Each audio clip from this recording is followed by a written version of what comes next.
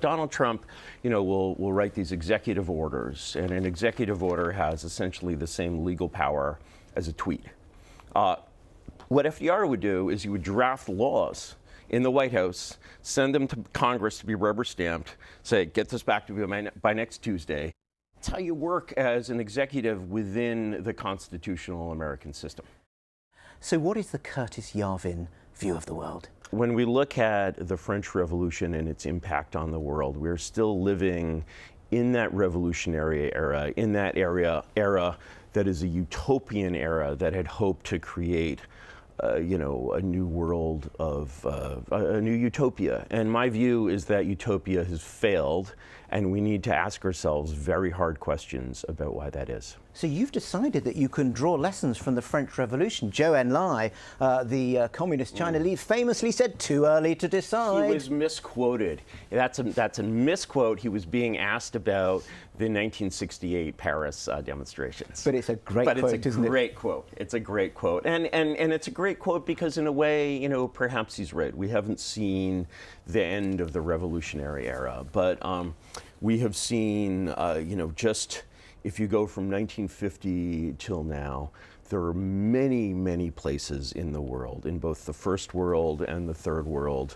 where your life would be safe walking in those places in 1950, and it is not safe in 2025. Now, and that for me, the role of government in monopolizing violence, to me, is actually, when a government starts failing at that, you are looking at a regime with very serious problems. When you walk down this Market Street in San Francisco, the main street in San Francisco, I've seen videos of Market Street from 100 years ago. It's bustling, it's full of well-dressed people. Today it's a zombie apocalypse. And if you really, say, well, the zombie apocalypse is better, we have iPhones now, we didn't have iPhones then, I think you're stretching a little bit. And so I think that we really have to be asking very fundamental questions about how our system of government got us where we are. Now, you've talked about how the US should be governed by a monarchy, a CEO monarchy. Well, the other day, President Trump posted a picture of himself wearing a crown in a King Trump plane. Is your dream being realized? Alas, I would say it is not being realized. But, it's perhaps someone took a poll, after one of these No Kings, rallies, which I refuse to believe are directed at me. And, they polled Americans on whether, Trump should become a king. And I'm sorry to say that 87% of Americans said no and 77% said yes, which I believe qualifies as rookie numbers. But isn't it all looking a little kingly in Washington? I'm thinking of the demolition of the East Wing in the White House to make way for a $200 million ballroom. There are the No King protests against Donald Trump. And if you challenge this monarch, looks like you end up in court.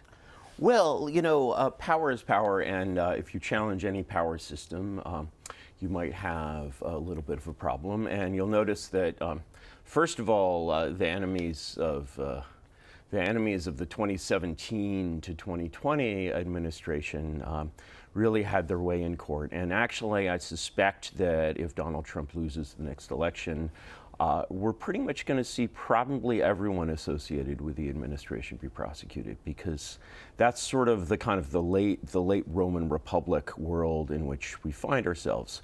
I would say more broadly. Let me just pick you up on that. Yes. Members of this administration prosecuted. Prosecuted because it'll be a Democrat president, or prosecuted because they've done wrong?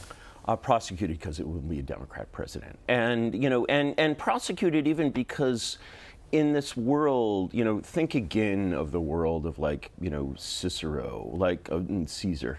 You reached a world in which lawfare had become the norm and was the normal form of conflict in the late Roman Republic. And so it was quickly found that essentially everyone had done wrong by some definition. And more specifically, when you look at the way the American deep state, the civil service operates, it's very like here. It's a very procedural environment, but you have many more political appointees. You have this whole layer of Schedule Cs. You have like thousands of people I guess the closest equivalent would be SPADs here. And, everyone in this system is sort of supposed to run the system by the book, in a sense. And so to the extent that you deviate from the book, you're committing a crime, right? And so in a way, like, I think everyone in every administration could be prosecuted. It's just how it works. But just let's go back to your original point about having a monarchy governing the US. I mean, that's basically a CEO monarchy. Isn't that a sort of a benign dictator? And we all know what happens when power is concentrated in the hands of one powerful person. It always ends badly. Did Elizabeth I end badly? Well, it was pretty difficult for some of her opponents, but why don't we move forward to the 20th century? Well, why should we that focus? Wasn't great. Why should we focus on the 20th century? Because it's more recent. Because it's more recent. And does that make it more relevant? Does that make it more? I think the 20th century is a very unusual and interesting century. It's an amazing century. But, the England of 1900 it's so different from the England of today. The England of 1950 is so different from today. And so to imagine, to LARP even the middle of the century, if you know the term LARP, to LARP even the middle of the 20th century today, we're in such a completely different world. And you can see that. You can see that when you get, sort of crap. But let me just pause you there. Look. I studied Elizabeth I. She made a good speech. She wasn't so good if you were a Catholic, but yes, I'll admit that she wasn't like one of those 20th century dictators. But this is in our living memory. Well, Stalin, Pol Pot, Pinochet, scores of millions died in living memory under these tyrants. Isn't that what happens when power is concentrated unaccountably in the hands of one person? Well, if it's curious because if you talk about unaccountable power, power can also be concentrated unaccountably in the hands of multiple people. That's what we call an oligarchy. And so, according to, if you studied Aristotle, there's these three forms of government: monarchy, democracy, and oligarchy.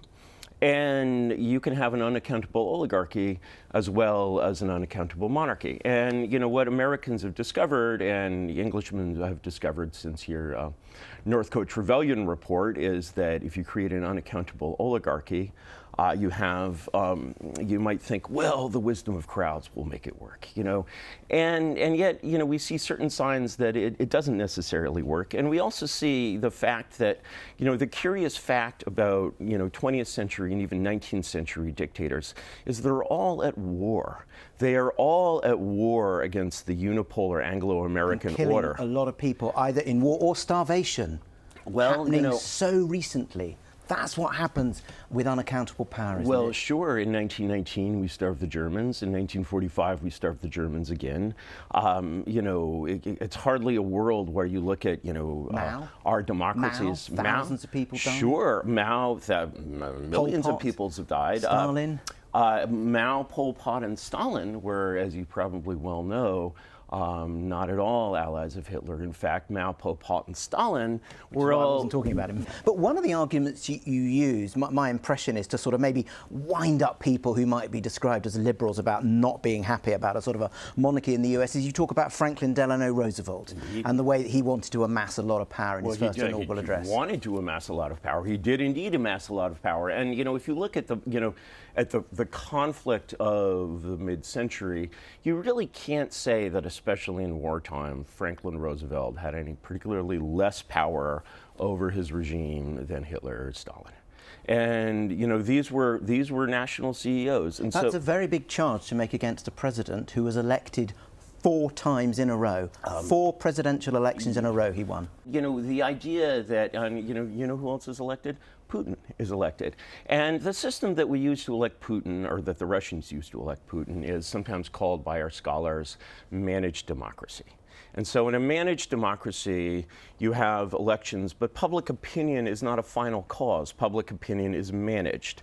And, But, well, we know that about Putin, but let's just pick you up on FDR, because what your critics say is that you use your great erudite brain to take examples from history that have some truth, but you distort it. So why don't we look at what FDR said in that first inaugural address in March 1933, which you've cited for him taking great powers. And he said he was prepared to ask the Congress for broad executive power to wage a war against the emergency as great as the power that would be given to me if we were in fact invaded by a foreign foe. 3 key words. Ask the Congress for powers in the Constitution. And he also says in there that if the Congress fails to meet the demands That's of the when emergency, he says that. That bit comes after. The ask the Congress comes after if they refuse. So, yes. So if they refuse, I mean, the thing is, ask the Congress. The reality of the situation of FDR was that he had a tame Congress. He had essentially a rubber stamp Congress. And so that put him, in the position of a chief executive. And what's more important in a way is if you look at the details of how he operated, totally different from the way that Donald Trump operates. So Donald Trump, will write these executive orders, and an executive order has essentially the same legal power as a tweet. What FDR would do is he would draft laws in the White House, send them to Congress to be rubber stamped, say, get this back to me by next Tuesday. That's how you work as an executive within the constitutional American system. In terms of looking at President Trump and FDR alongside, you made an interesting point that FDR, I think you said, was sort of a hereditary sort of aristocrat from the upper social classes in the US, and Donald Trump is not like that. And you said that hit his confidence. Is that still the case with Donald? I think that Donald Trump is actually, it's really surprising for someone of his age to learn and change. It's not in the normal expectation of young people like us. And so, the second Trump administration has been very different from the first. It's definitely displayed more confidence in a lot of ways. It's displayed more energy. Ultimately, I think it's 2 to 3 orders of magnitude from anything like FDR. Now, talking about the second Trump administration, we're told that leading members, particularly JD Vance, are interested in your ideas. And it looks like they're adopting some of them. I'm thinking of your rage. That's retire all government employees. That became Elon Musk's Doge, and you've been talking about your concerns about the cathedral. That's the media and university elites. Think how Donald Trump went after Harvard, and then those multi-billion lawsuits against media companies. These ideas long predate me. I mean, if there was a speech that President Nixon made where he said, the enemy is the journalists and the professors. Write that on the blackboard 100 times. The enemy is the journalists and the professors. So, that dynamic of essentially, when we use the word democracy, there's this interesting thing where we say democracy, everything democratic is good, everything political is bad. But these words are synonyms for each other. How exactly does that work? And so when we say, our democracy in a place like this, what we mean is civil society, meritocracy, the rule of law, all of these things. And, meritocracy, which was coined, I believe, by Toby Young's father, meritocracy is a fine word. It's a little self-congratulatory, but we can use that. That's sort of one thing that we mean when we say democracy. And another thing that we mean is populism. The rule of the Facebook moms, as Elon Musk had said, vox populi, vox dei. And those are 2, of the great forms of government. They're really forms of power. They're never going to go away. And the way, I feel about, and they both want the word democracy. Actually, the word democracy just means legitimate government in our era. They both are fighting over this word. And, in terms of the conflict between them, I mean, there's a lot of nuance here. But one of the things you often see in conflicts is that each side is kind of right about the other. And it's like you might know a couple who fights all the time, and you're like, he's right about her, but she's also right about him. Curtis Yarvin, thank you for talking to our pleasure. Newsnight audience. Great pleasure.